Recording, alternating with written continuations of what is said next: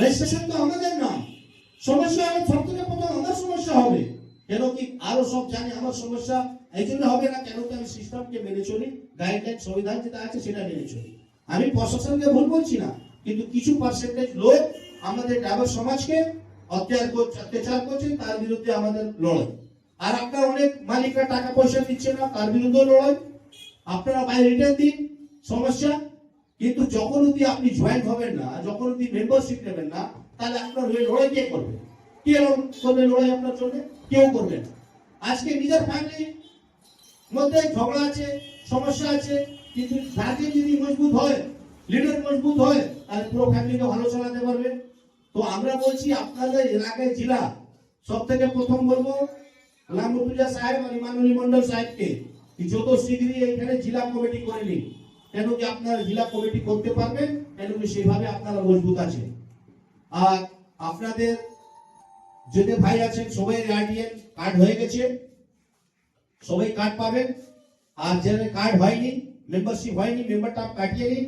আর আপনাদের দায়িত্ব সবাইকে বলে দিন।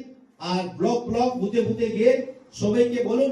আর গোটা ভারতবর্ষে আমাদের ড্রাইভার ভাইকে এনে দিন। কেন কি এইখানে জয়েন না করানোর সে অধিকার পাচ্ছে না। হয় সেই লাঞ্ছিত বঞ্চিত ড্রাইভার ভাই কোথায় যাবে? মাথা হ্যাং করে যাচ্ছে। কেউ বলছে এই বাঙ্গালে থাকো, ওই ইউনিয়নে থাকো, ওই ইউনিয়নে থাকো। শুধু আমাদের ড্রাইভার বন্ধু ভাইকে ভুল বোঝানো হচ্ছে, কিন্তু এটা ঠিক হচ্ছে না। তার বিরুদ্ধে লড়াই। যেই জায়গায় আমাদের ড্রাইভার ভাইকে ভুল বোঝানো হবে, সেই সময় তার বিরুদ্ধে লড়াই করতে হবে আপনাদের। শুধু আমাদের লড়াই করলে হবে না, আপনাদের দায়িত্ব এটা। কি যে অধিকার দেবে সেই ন্যায় বিরুদ্ধে লড়াই করবে, তার পাশে দাঁড়াবে। এটাই আমাদের এআরটিএম বলছে। আমি বলছি, আমি যদি কাজ না করতে পারি, আমাদের পাশে কেন থাকবেন আপনি? এআরটিএম যদি আপনার পাশে না দাঁড়ায়, তাহলে কেন এআরটিএম মধ্যে থাকবে? যে ভালো কাজ করবে তার পিছনে থাকবে। আজকে ইন্ট্রোডাকশন লোক আপনি জানেন, চিফ জাস্টিস জাজ সাহেব আমাদের এআরটিএম মধ্যে কেন আছে? প্রফেসর কেন আছে? আমাদেরকে গাইডলাইন দিচ্ছে, আমাদেরকে বুঝিয়ে দিচ্ছে এটা করলে আরো ভালো হবে, এটা করলে আরো ভালো হবে। সেই জন্য আপনাদেরকে বলছি, আপনারা মজবুত হয়ে থাকুন। আর অধিকারটা জানুন, নিয়ম কানুনটা জানুন। তারপরে রাস্তায় আপনাকে কিছু কেউ ডিস্টার্ব করবে না। তো সবাই পারবেন তো? সবাই লড়াই করবেন তো? এআরটিএম সঙ্গে থাকবে তো? এআরটিএম মধ্যে সবাই থাকবেন তো? প্রত্যেক ড্রাইভার ভাইদের অধিকার আছে কি আপনার যদি আপনি ড্রাইভার ভাইকে না জুড়তে পারেন, তাহলে আপনার লিডার হওয়ার অধিকার, যোগ্যতা নেই আপনার। যোগ্যতা করতে গেলে, লিডারশিপ আসতে গেলে, এখন আপনি ব্লকে, পঞ্চায়েত থেকে ব্লকে আসবেন, ব্লক থেকে জেলা আসবেন, জেলা থেকে রাজ্যে আসবেন, রাজ্য থেকে সেন্ট্রাল অবধি যেতে পারবেন আপনার যোগ্যতা হলে। ড্রাইভার ভাইকে পাশে জড়তে গেলে আমি তো বারবার বলছি, যত জোর অধিকার আছে তত অধিকার পাবে ও, এটাই আমাদের নিয়ম। যার যত হিস্সেদারি, তার তো ও অধিকারী বড় করবে। যত পিছনে আপনার ড্রাইভার বেশি হবে, তত বড় আপনি অধিকারী হবে। কেউ রুখতে পারবে, আমিও রুখতে পারবো না। একটা নিয়ম আছে, একটা সিস্টেম আছে। সিস্টেমকে আপনি বুঝতে হবে আপনাকে। তাহলে আপনার যত ছোট ছোট সংগঠন এখানে চলছে, তাদেরকে ভুল বুঝাইতে যে লোকে রেখেছে, সব থেকে ভুল বুঝানো হচ্ছে ধর্ম নিয়ে শরবত পিলিয়ে দিয়েছে। তুমি মুসলমান, তুমি হিন্দু, তুমি জঙ্গি, তুমি আতঙ্কবাদী, তুমি মাওবাদী। আরে ভাই, ওই সব জামানা শেষ। এই স্বাধীন রাজ্যে আমরা এখানে আছি। 1947 আজাদি হয়ে গেছে আমাদের এখানে। 1947 পর 75 বছর হয়ে গেছে আমাদের আজাদি। এখন আমরা বুঝতে পারিনি যেটা রাইট, আমরা বুঝতে পারিনি। আজকে বলুন না, ওর রাইট কি বলছে? আপনার রাইট বলছে, আমার রাইট বলছে না। রে ভাই, এটা তো আপনার এআরটিএম, তো আপনাকে তো বুঝতে হবে। ভুল বুঝালে তো চলবে না। আমাদের তো ব্রেন আছে, চোখ আছে, দেখছি, কথা বলতে পারছি। আমাদের তো ভগবান দিয়েছে, আল্লাহ দেখে রেখেছে, মাথা আমাদের দিয়েছে, বুঝার একটা মেন্টালিটি আছে আমার। খারাপ ভালো তো বুঝতে পারবো। তো খারাপ হাঁটবো না ভালো হাঁটবো? খারাপ মধ্যে যাবো না ভালো মধ্যে যাবো? ভালো মধ্যে যাবে।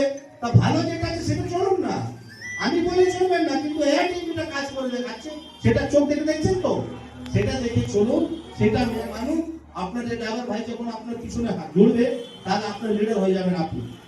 আপনার লিডার হয়ে গেলে আপনাকে বলবে কি স্যার মন্ডল বাবু আমার এই সমস্যা হলে, সন্তোষ বাবু আমার এই সমস্যা হলে, গোলাম মুর্তজা ভাই আমার এই সমস্যা হলে, বলবে তো? তাহলে সমস্যা আপনাকে বলবে, তো আপনি লিডারকে বলবেন, লিডার আমাদেরকে বলবে। আমরা চোখে রেখেছি প্রত্যেক জেলা কি হচ্ছে না হচ্ছে, সব খবর রাখছি। কার জন্য? আমার জন্য না, আপনাদের জন্য। আপনার সমস্যা হলে আমার সমস্যা। আপনার খুশি থাকলে আমি খুশি থাকবো। আমি যখন মরে যাবো না, এআরটিএম মরবে না, এআরটিএম এরকম থাকবে। আপনারাও সব মরে যাবেন, এআরটিএম থাকবে। নেক্সট জেনারেশন জন্য প্ল্যান। আমাদের তো অলরেডি আমরা ড্রাইভিং করে আমরা লাল জুতা খেয়েছি। আমাদেরকে জল পানি ভালো দাম, মিনারেল পায় না, মালিক মিনারেল খাচ্ছে, আমরা ঘোলা পানি খাচ্ছি রাস্তায়। এই হলো আমাদের সম্মান, এই হলো সংবিধান? না। আমরা খাবার ঠিক নেই, আমার থাকার ঠিক নেই, আমার স্যালারি টাকা ঠিক নেই। এটা এই জন্য এআরটিএম তৈরি হয়েছে। যেই রকম মালিক অধিকার পাবে সেই রকম আমাদের ড্রাইভার ভাই অধিকার পাবে। সেই রকম মিনারেল ওয়াটার জল খাচ্ছে সেই রকম আপনি জল মিনারেল ওয়াটার খাবেন। যে রকম আপনি এসিতে ও থাকছে আপনিও এসিতে থাকবেন। যে রকম আপনি ও খাচ্ছে সেই রকম আপনি খাবেন।